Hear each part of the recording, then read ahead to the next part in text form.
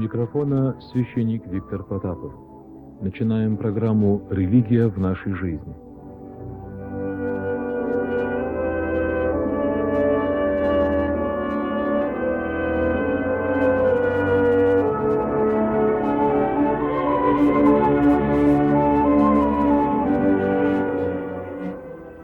В программе сегодня мы познакомим вас с содержанием нового религиозно-исторического журнала «Горизонт», задача которого — готовить молодежь к предстоящему празднованию тысячелетия крещения Руси, и передадим биографический очерк о митрополите Антонии Храповицком, основателе Русской зарубежной церкви, в связи с отмечающимся на этой неделе 50-летием со дня его кончины.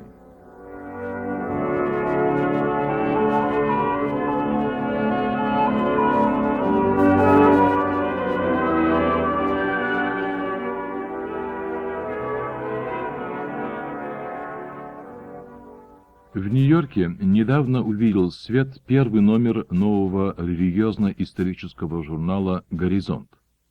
Редактирует журнал молодой нью-йоркский православный священник отец Георгий Калаур. Цель журнала, как говорится во вступительном слове, собирать то, что было самым ценным в русской жизни на протяжении ее многовековой истории, и готовить русскую молодежь к празднованию тысячелетия русского христианства. Далее во вступлении говорится: назначение этого издания временное. Мы предполагаем выпускать журнал 3 раза в год, вплоть до и включая 1988 год, юбилейный год, тысячелетия крещения Руси. В первом номере «Горизонта» 134 страницы и 4 раздела. Из прошлого, по стопам Христа, из недр народной жизни и наше время. В первом разделе журнала «Из прошлого» 2 материала. Статья историка Сергея Пушкарева, в которой обсуждается природа России, ее влияние на ход истории страны. Второй материал этого раздела — «Христианство до Владимира Святого». Это является перепечаткой из 5-томного закона Божия, выпущенного в Париже в 50-х годах издательством «Имка Пресс». В этой статье речь идет о начале христианской проповеди, еще задолго до самого крещения Руси. Вот отрывок. По преданию, еще в апостольские времена христианство распространилось на юге, где тогда были многочисленные греческие колонии. По летописному сказанию, юг России посетил святой апостол Андрей Первозванный, который поднялся вверх по Днепру до той горы, где потом был построен Киев, водрузил там крест и предрек городу великое будущее. В 98 году в Крым был сослан, по преданию, епископ римский Климент, который нашел там многих ссыльных христиан, работавших на каменоломнях, и обратил к вере окрестных жителей. После его мученической кончины в 101 году христианство продолжало укрепляться на Крымском полуострове. Главным центром был город Херсонес, около нынешнего Севастополя. В нем прославились святители Василий, Ефрем, Капитон, Евгений, Еферий, Эльпидий и Агафодор, которые занимали Херсонесскую кафедру в III и IV веках. В IV веке христианство проникло в Хазарию, занимавшую тогда всю Южную Россию от Кавказа и Волги до Днепра. Несомненно, что среди славян, живших в то время в Хазарском царстве, многие были просвещены Христовым учением. Христиане жили также в греческих колониях на Черном и Азовском морях. В числе миссионеров, посланных патриархом Тарасием на юг России для утверждения там православия, был монах из Каппадокии по имени Стефан, поставленный епископом города Суража, теперь Судак, в Крыму. Он много потрудился над установлением правой веры, ездил в Константинополь для опровержения иконоборцев и много от них пострадал. Он скончался мирно в Судаке около 790 года. В IX веке христианство распространилось в России главным образом благодаря трудам учеников святых братьев Кирилла и Мефодия. Они были изгнаны немецкими епископами из западных славянских стран, так как боролись за богослужение на церковнославянском языке и против введения филиоквии в символ веры. Ими были просвещены Волынь и Смоленск, которые потом вошли в пределы Киевского государства Владимира Святого. С югом России связана также первая миссионерская поездка святого Кирилла в 861 году в Хазарию. После нападения норманнов и русских на Царьград 18 июля 860 года патриарх Фотий послал святого Кирилла к хазарам для привлечения их и славян к христианской вере. Святые братья Кирилл и Мефодий, с детства свободно говорившие по-славянски, составили славянскую азбуку, кириллицу, и перевели священное писание и богослужебные книги на славянский язык, то есть наречие окрестностей Салоник, которое они лучше всего знали и которое было понятно всем славянским народам той эпохи. Значение святых братьев для дела просвещения России очень велико. Благодаря им русский народ с самого начала мог учиться православной вере на своем родном языке. Вскоре в Киев и другие русские города прибыли миссионеры из просвещенной в 864 году святыми Кириллом и Мефодием Болгарии. Они проповедовали и совершали богослужения на понятном населению языке. В конце IX и в начале X века в южно-русских городах были построены первые церкви. Христиане были и среди воинов, составлявших княжеские дружины, и среди русских, торговавших с Царьградом. В договоре Игоря с греками в 945 году дружина делится уже на крещенную и некрещенную. Далее в статье говорится о принятии христианства княгиней Ольгой и о самом крещении Руси. В следующем, втором разделе нового журнала для молодежи «Горизонт» по стопам Христа опубликованы два жития святого князя Владимира и Александра Невского. Между прочим, память князя Владимира отмечается на этой неделе 28 июля. Предлагаю вашему вниманию его житие, как оно представлено в новом журнале, в котором также рассказывается о том, как происходил переход киевлян в христианство в 988 году. Святой великий князь Владимир был воспитан княгиней Ольгой, которая подготовила его к принятию христианства, но он оставался в первые годы своего княжения язычником. В Киеве и во всех городах стояли идолы, которым приносили жертвы. Но храмы существовали тоже во многих местах, и богослужения совершались свободно. Летопись упоминает только об одном случае преследования христиан, когда толпа в Киеве в 983 году убила двух варягов, отца и сына по имени Феодора и Иоанна, после того, как отец отказался дать сына язычникам для принесения его в жертву идолам. Память 12 июля. Согласно историческим данным, крещение князя Владимира и киевлян произошло так. Князь Владимир желал, чтобы его государство приобщилось к культуре и вошло в семью цивилизованных народов. Поэтому он поддерживал отношения с тремя христианскими центрами того времени – Константинополем, Римом и Ахридой, но старался сохранить для своей страны полную независимость, как государственную, так и церковную. 15 августа 987 года в Византийской империи началось восстание Варды Фокий, и императоры Константин и Василий обратились к князю Владимиру за помощью. Тот поставил условием посылки войска брак на Анне, сестре императоров. Последние согласились под условием принятия князем Владимиром христианства. В течение осени и зимы шли переговоры, но принцесса Анна так и не приехала в Киев. Князь Владимир со своей стороны исполнил условия и крестился весной 988 года и крестил все население Киева. В начале лета он с отборным войском в 6000 воинов нанес Варде Фоке поражение у Хризополиса напротив Константинополя, но спасенные им императоры медлили с исполнением своего обещания. Тем временем Варда Фока вновь собрал войска и поднял восстание. Князь Владимир снова пришел на помощь Византии и разбил окончательно Варду у Абидоса 13 апреля 989 года.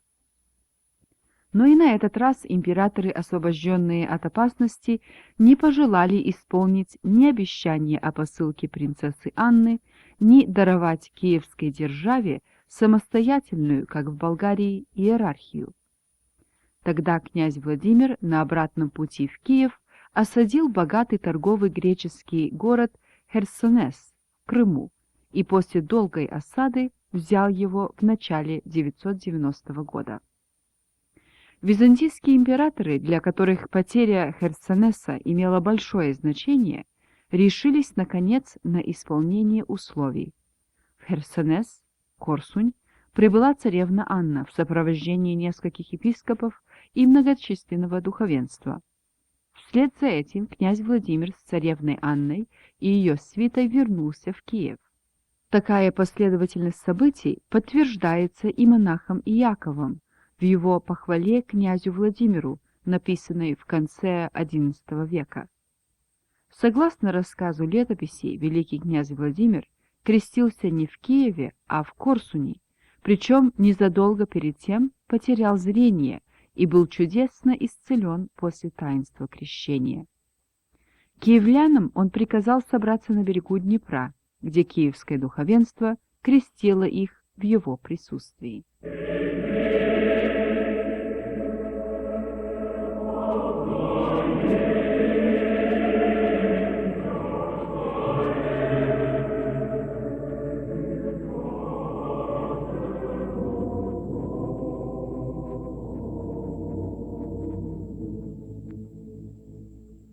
Вы слушаете «Голос Америки» из Вашингтона.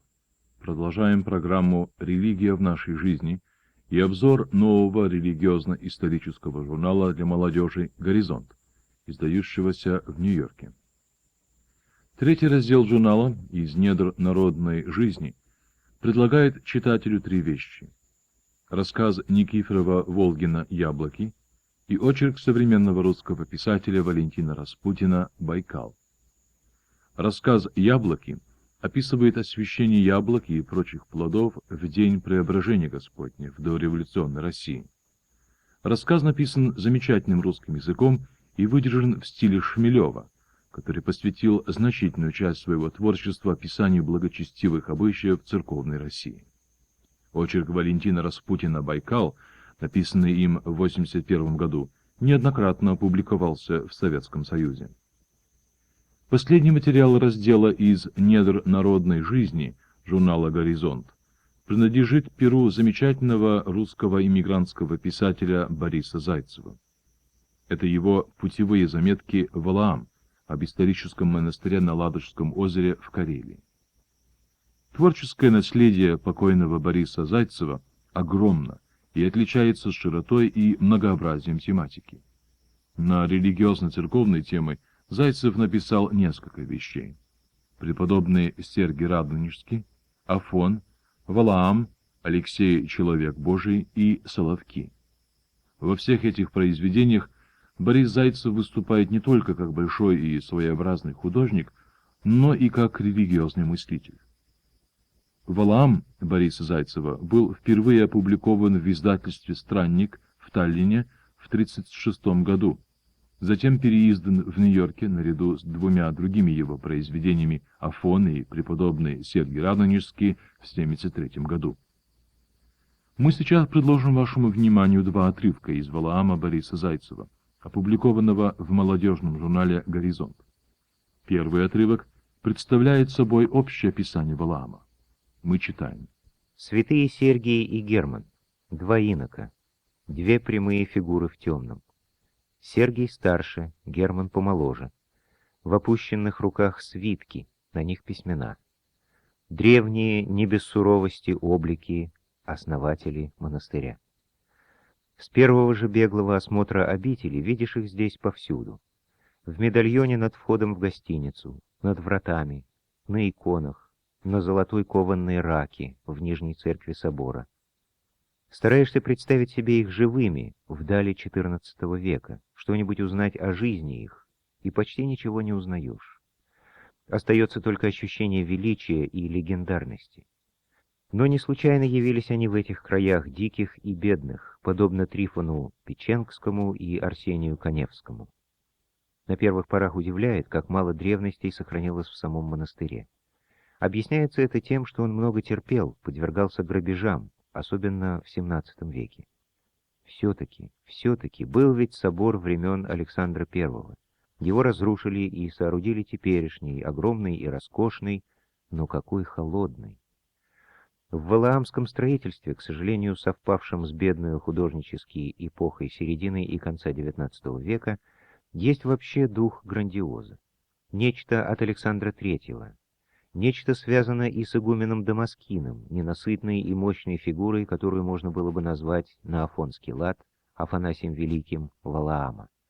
Должно быть, есть нечто в характере самого этого острова, на гранитных глыбах лежащего, над Ладогой воздымающегося, что влекло к силе и размаху. Здесь бьют волны, зимой метели ревут, северные ветры валят площади леса. Все громко, сильно, могуче. Лес так вековой, скалы, гранит, луда. Монастырь так на 1000 человек. Игумен Дамаскин чуть не великан, неутомимый, неусыпный, несменяемый. 40 лет властвовал над Валаамом и чего-чего только не настроил. Даже колокола валаамские, ведь в главном из них 1000 пудов. Но немало силы и в самой братии, порождении Руси крестьянской, веками на Валааме сменявшейся, но трудившейся упорно, безымянно. Ведь это маленькое государство, у него и леса, и посевы, покосы, молочная ферма, сады, огороды, водопровод, и каких только нет мастерских. Все это лепится и живет вокруг собора и белоснежного четырехугольника келий, трапезной, ризницы, библиотеки и прочего. Тут дом игумена и управление, хозяйство и политика, и дипломатия, великолепные службы в соборе, в празднике, наполненном карелами окрестностей, паломниками и туристами. В Нижней церкви у раки преподобных, в гостинице у отца Луки непрерывный приток и отток приезжих, кого тут только нет. Внутренняя духовная и поэтическая сторона Валаама раскрывается понемногу, не сразу. К Валааму нужно подходить молитвенно, говорил мне педагог из Сталина. Направляйтесь к нему духовно. Не знаю уж, направлялся ли я, и, разумеется, беглые впечатления паломника, все же думаю, что за внешним торжественным фасадом Валаама открылось в эти несколько дней и другое, то, что дает славу Валааму внутреннему. Последний отрывок из Валаама Бориса Зайцева, который мы предложим вашему вниманию, из последней части очерка. В нем автор пишет о посещении им одной из множества часовен Валаамского монастыря.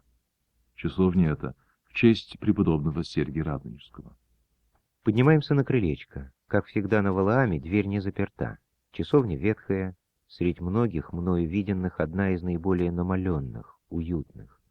И поставлена-то будто так, что вот идет паломник длинную стрелой дороги, притомится, тут и зайдет к Сергию Радонежскому. Может посидеть на крыльце на лавочке, а потом внутрь. Там же есть скамейки и подобие иконостаса, разумеется, икона преподобного. Вот он, святой Сергий. Более 10 лет назад в глухом предместье парижском дал он мне счастье нескольких месяцев погружения в его жизнь, в далекие века Родины, страждавшей от татар, усобиц, унижений, и над всей малой жизнью русского писателя вне Родины, оплодотворяя, меняя ее, давая новые мотивы, стоял его облик. А теперь довелось и как бы встретить преподобного в диком лесу, вроде того, где сам он жил на земле русской. Ведь совсем к такой часовеньке, где только что сидел, молился англичанин, вполне могли бы подходить медведи Радонежа. И сама эта часовенка мало чем отличается от первобытной церквицы на Маковице, которую, собственно, рубил святой Сергий. Да и весь крестьянский, труднический и лесной дух Валаама так близок к духу преподобного. У иконы лежал акафист, напечатанный на картоне с ручкою, его удобно держать перед собой. Прочитав его, приложившись к иконе, мы тронулись далее. «Помилуй нас, чтущих пресветлую память Твою, да зовем Ти, радуйся, Сергие Богомудре». Идти было легко. Мы предложили вашему вниманию отрывки из путевых заметок о Валаамском монастыре Бориса Зайцева, опубликованном в первом номере нового молодежного журнала «Горизонт», издающегося в Нью-Йорке с целью готовить молодежь к предстоящему в 1988 году празднованию тысячелетия крещения Руси. Вы слушаете «Голос Америки» из Вашингтона. Продолжаем программу «Религия в нашей жизни».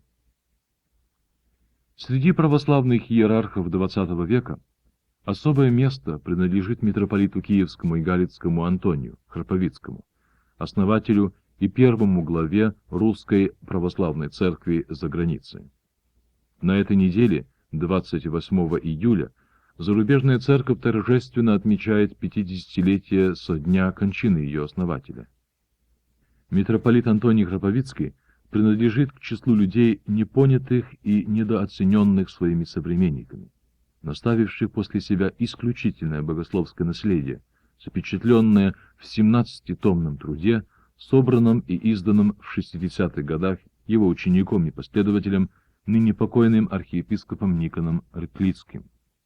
По единодушному мнению лично знавших митрополита Антония людей, церковь была той стихией, для которой он как бы был создан Богом. Огромную эрудицию он совмещал с пафосом пасторского служения людям, и больше, чем кто-либо из его современников, он понимал те трудности, которые испытывает человек нашего века на своем пути к Евангелию и церкви. В эпоху синодального строя русской церкви, когда сословная система не оставляла для детей духовенства другого выбора, как поступление в духовные училища и семинарии, владыка Антоний Храповицкий смог вдохновить молодое духовенство и привлечь к служению церкви людей, которые, подобно ему, по рождению не принадлежали к духовной среде. При владыке Антонии расцвело так называемое ученое монашество, из которого вышли как выдающиеся иерархи, так и блестящие богословы. Митрополит Антоний Храповицкий родился 17 марта 1863 года в дворянской семье в селе Ватангино Новгородской губернии.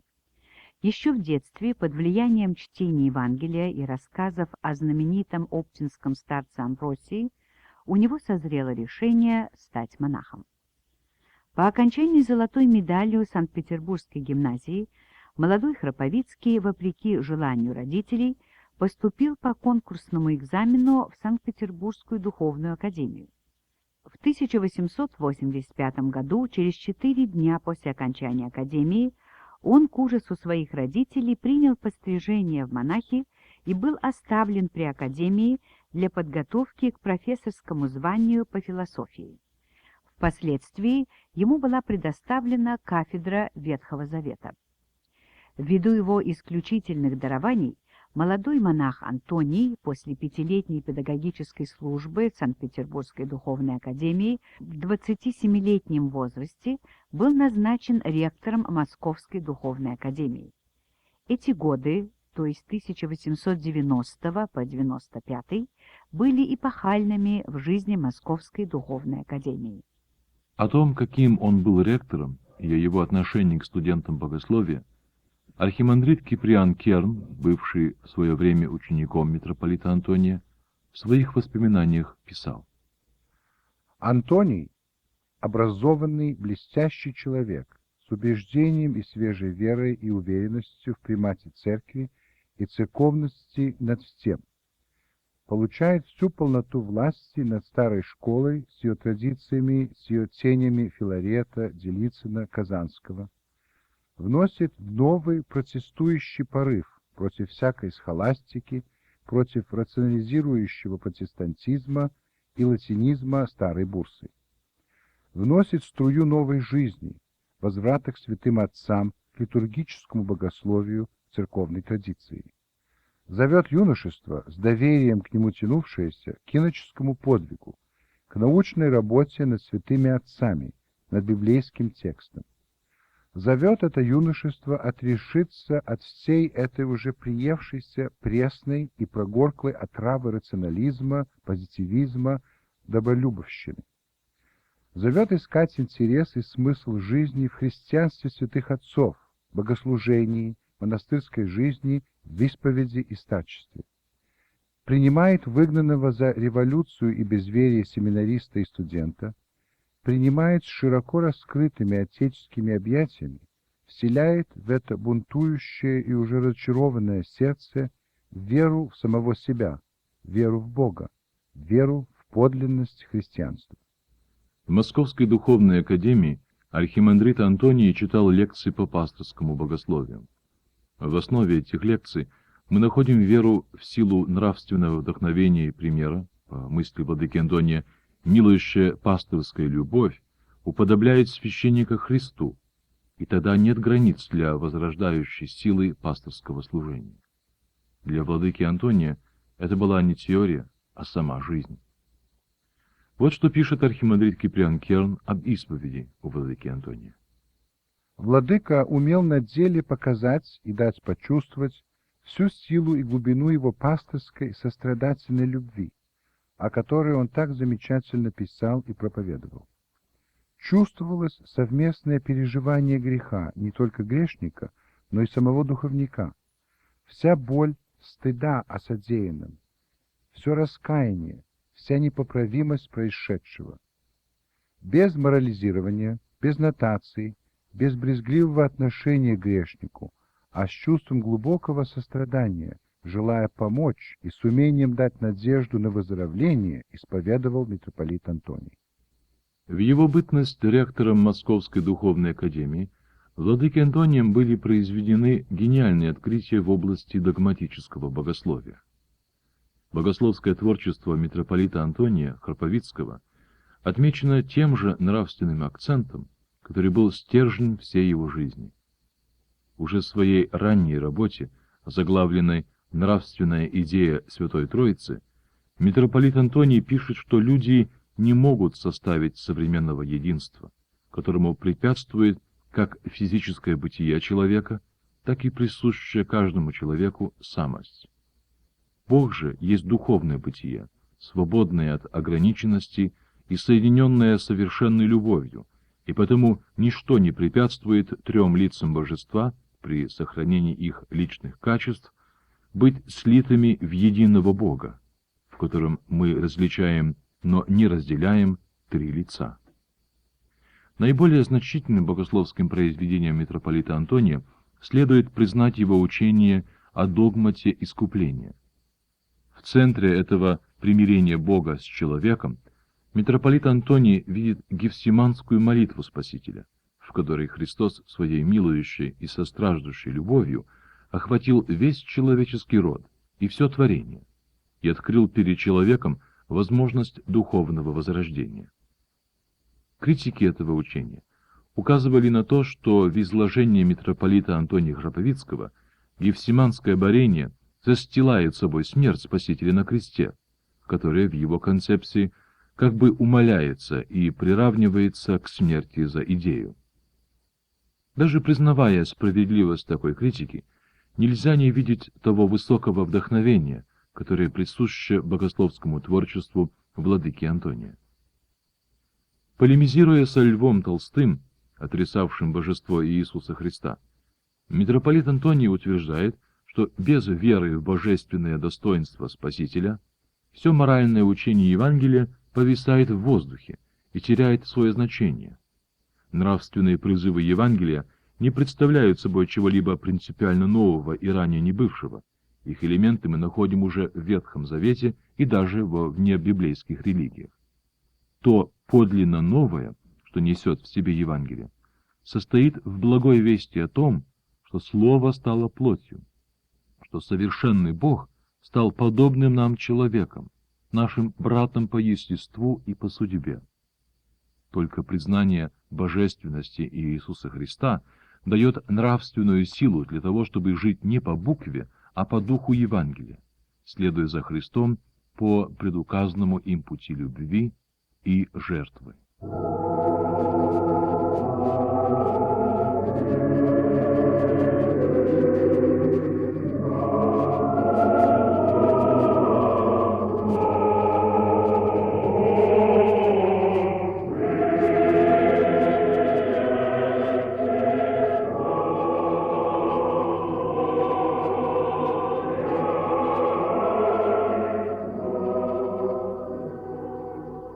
Вы слушаете «Голос Америки» из Вашингтона.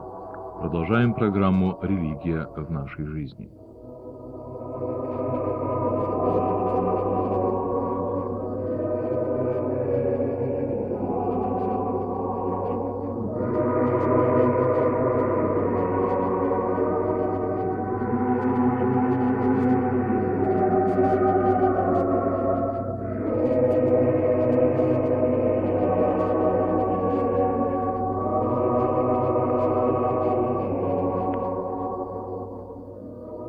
Митрополит Антоний Храповицкий многое сделал для реформ управления русской церкви. По его мнению, церковная реформа должна была непременно начаться с восстановления патриаршества, созыва Всероссийского церковного собора для пересмотра всех сторон церковной жизни, возрождения миссионерства и переустройства духовно-учебных заведений. Однако на эту его деятельность косо смотрели синодальные чиновники во главе с обер-прокурором, которые отнюдь не желали ни восстановления патриаршества, ни церковных реформ вообще. Синод решил перевести архимандрита Антония в глубокую провинцию, назначив его ректором Казанской духовной академии. Но и здесь он проявил свои исключительные способности. За 5 лет его ректорства церковная и научная жизнь в Казанской духовной академии поднялась на небывалую высоту. В 1900 году он был назначен епархиальным архиереем в Уфу. За 1,5 года пребывания на Уфимской кафедре молодой иерарх преобразовал епархию и почти удвоил число ее приходов. В 1902 году епископ Антоний был переведен на западную окраину России, в Волынскую епархию, пост которой он занимал 12 лет. Здесь владыка Антоний быстро внес духовное и административное оживление в жизнь Волынской епархии. К этому времени деятельность епископа Антония приняла всенародный характер. По всей России он стал известен как Антоний Волынский. Он был почти постоянным членом Синода, куда его вызывали при рассмотрении особо сложных и трудных вопросов. Он был одним из главных деятелей, подготовивших учреждение в январе 906 года предсоборного присутствия для подготовки созыва Всероссийского собора. Однако выяснилось, что если будет созван собор, то он восстановит патриаршество, против чего было правительство. Поэтому собор был созван лишь после революции. Тогда при избрании патриарха митрополит Антоний получил наибольшее число голосов членов церковного собора. Лишь жребий сделал патриархом Тихона, а не митрополита Антония. Когда пришли к власти большевики, митрополит Антоний Храповицкий был вывезен за границу, где основал русскую православную церковь за границей. Об этом периоде его жизни рассказал в беседе со мной бывший управляющий делами синодальной канцелярии при митрополите Антонии епископ Григорий Граббе. Митрополит Антоний оказался во главе заграничной церкви просто по воле Божьей. Во время гражданской войны в Крыму он одно время отсутствовал.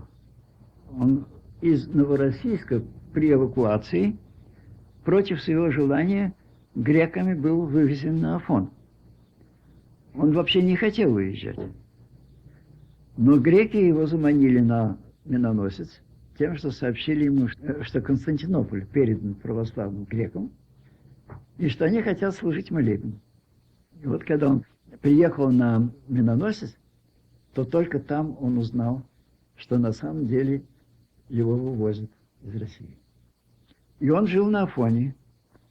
В общем, его желание было вообще там остаться. Но генерал Врангель просил его приехать в Крым. И он приехал в Крым. Но вскоре после этого произошла там катастрофа, и он на корабле великий князь Александр Михайлович приехал в Константинополь.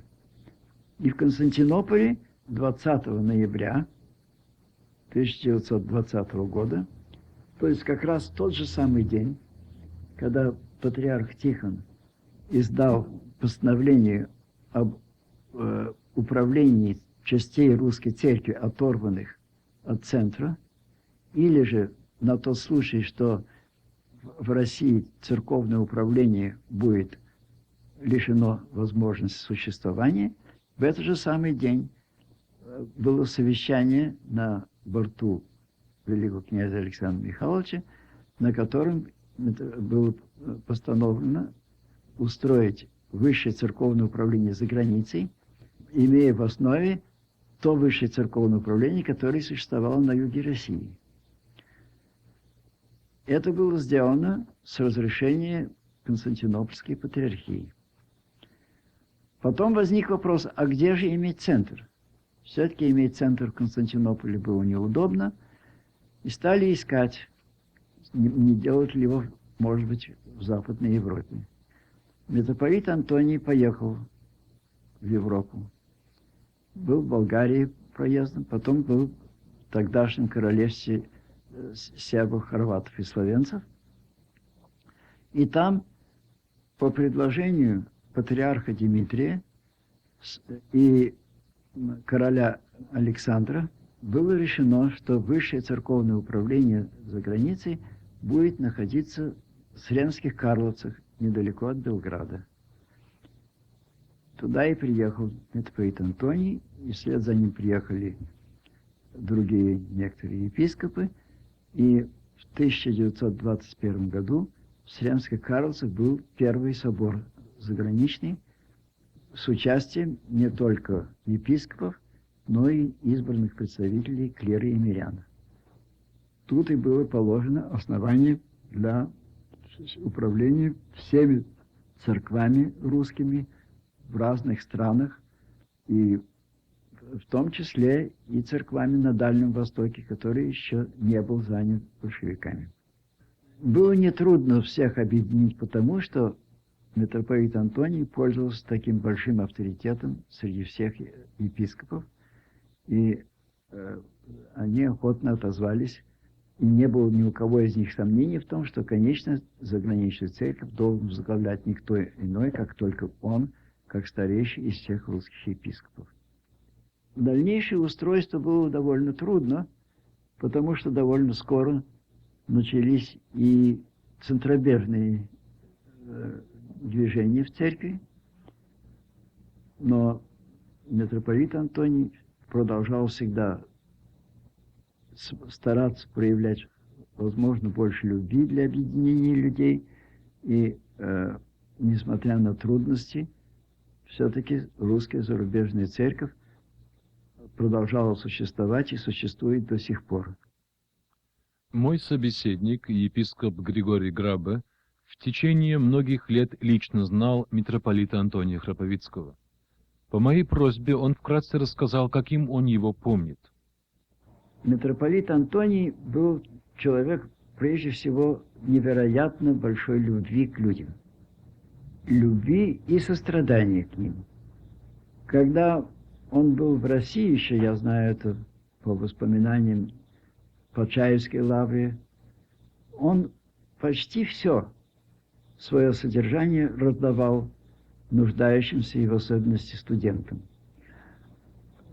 Он был человек постоянной молитвы, но вместе с тем он был человеком очень остроумным, ценил остроумие, поэтому разговор с ним никогда не был слишком тяжел для кого бы то ни было. Он был невероятно предан России. Когда он говорил об революции, об страданиях, которые обуревают Россию в настоящее время, то он постоянно плакал. Без слез говорить о страданиях русского народа было ему трудно. В богословии основная черта его была ясность выражения, глубокая вера в церковь, ее единство, в то, что все, что в церкви есть, все то и заслуживает нашей веры и всегдашнее исполнение.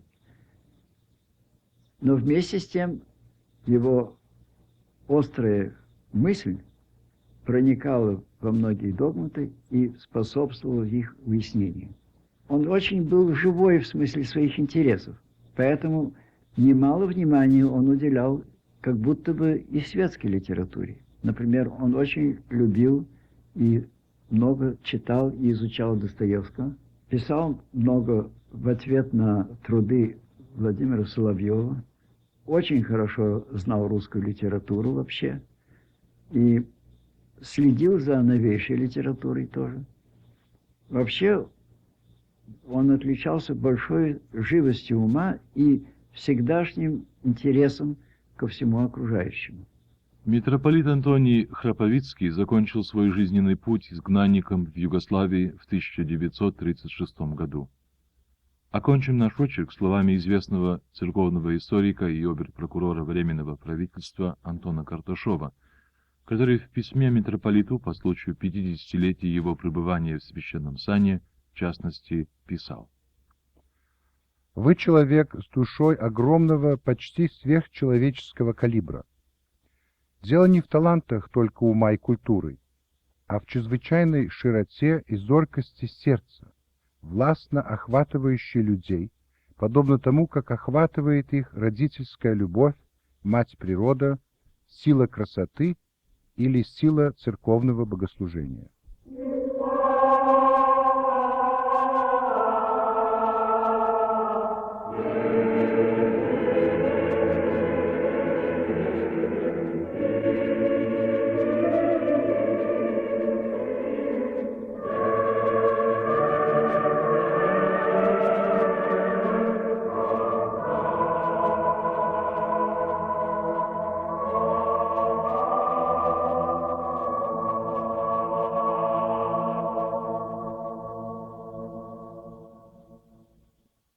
На этом мы заканчиваем еженедельную программу «Религия в нашей жизни», которую подготовил к передаче священник Виктор Потапов.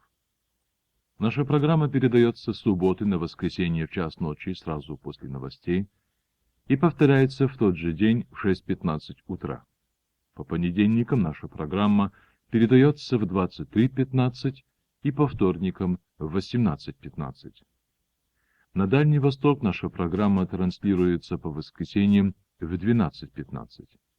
По воскресеньям в 7 часов утра слушайте божественную литургию из Русского Православного Собора Святого Иоанна Предтечи в Вашингтоне. Время всюду указано московское.